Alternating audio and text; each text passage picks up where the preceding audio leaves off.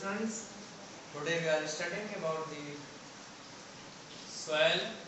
Last time we discussed about the pre-ready questions and aim of today's study.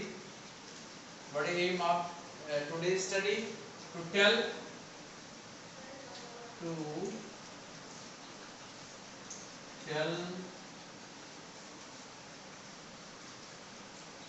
students about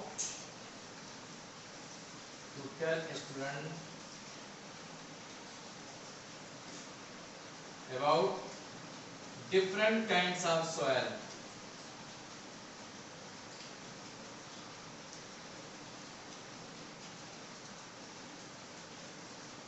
Different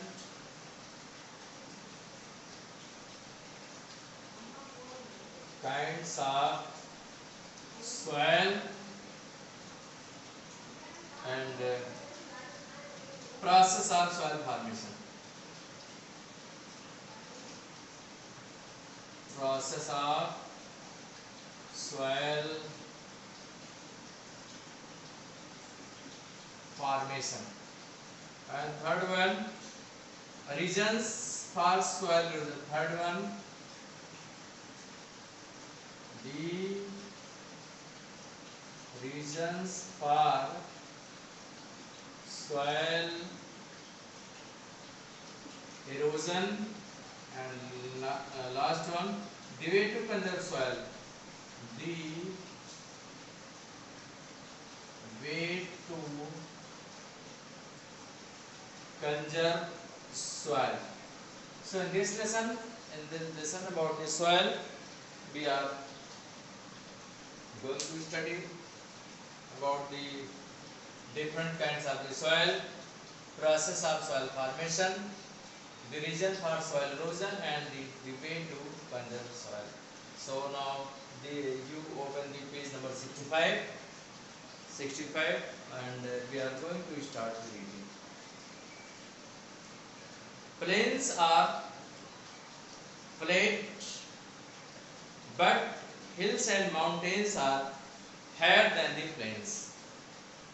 You are familiar to the hills and you are also familiar to the plain. This region is the plain, and when you go in the hilly areas, this is called as the hills. It's just like you just like in case of Uttarakhand, etc. So many hilly areas are there. They are made up of hard rocks. All rocks are made up of minerals. In fact, the whole earth is made of rocks and minerals. The whole earth is made up of rocks and minerals. Rocks are formed in many shapes and colors. Slowly, rocks get broken into tiny particles of sand, which take the shape of the soil. Let us see how it happens. So, the earth is made up of the rocks and the minerals, and rocks are found in the various colors, and the soil is formed by the breaking of the rocks into the smaller particles called as sands, and which ultimately form the soil. So let us see how it happens. Rock breaks up. How breaking of rocks takes place? The most important agents that breaks the rocks is the sun. During the day, the rocks become very hot and expand, but at night they become cool and contract back to their size. Expansion and contraction of rock surfaces causes them to crack and ultimately break the rocks. What happens there? Breaking of rock takes place since rock contain the minerals. Rocks contain the minerals.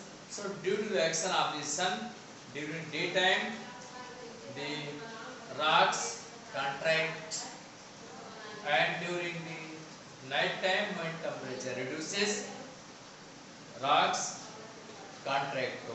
Daytime, rocks expands due to the action of the sun, and in night time the rocks contract.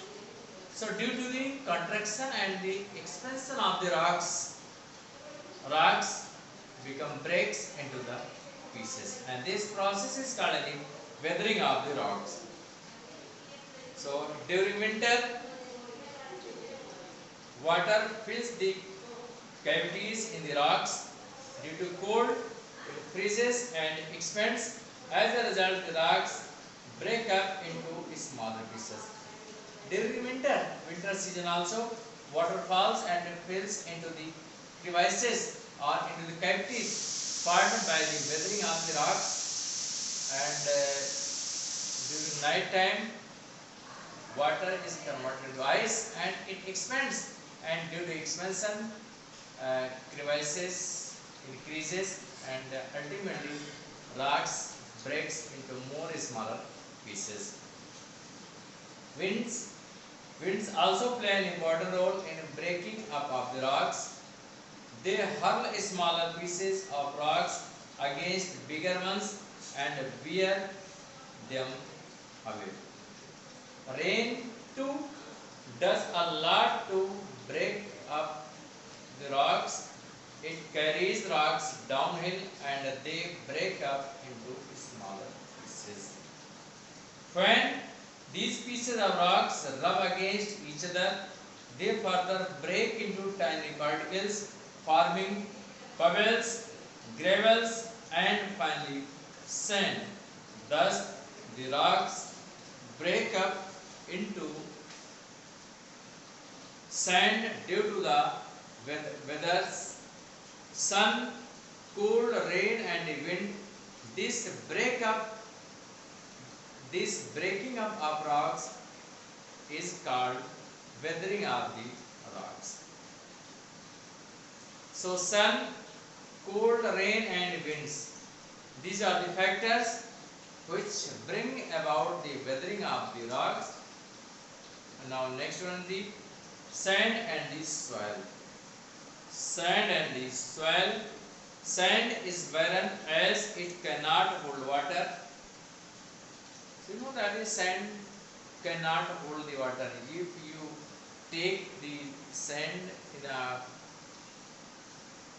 if you take the sand in a pot and make a hole in the pot and you pour the water, and then you find that almost all the water comes down. So this activity you can see that you take a pot, any pot you can take and make a hole in the pot and fill the pot with the sand. This is the sand, and pour the water, and water will come down. This may be collected, this may be kept on a stand, this may also kept on the stand. So this water will be collected here. Most of the water will come down. So this tells that this sandy water or sand cannot hold the water. So also it does not have any food for plants. The sand, when get mixed with humus, take the shape of the soil. Humus is the remains of plants and animals present in the soil. So sand is barren, and when any plants or animal die, it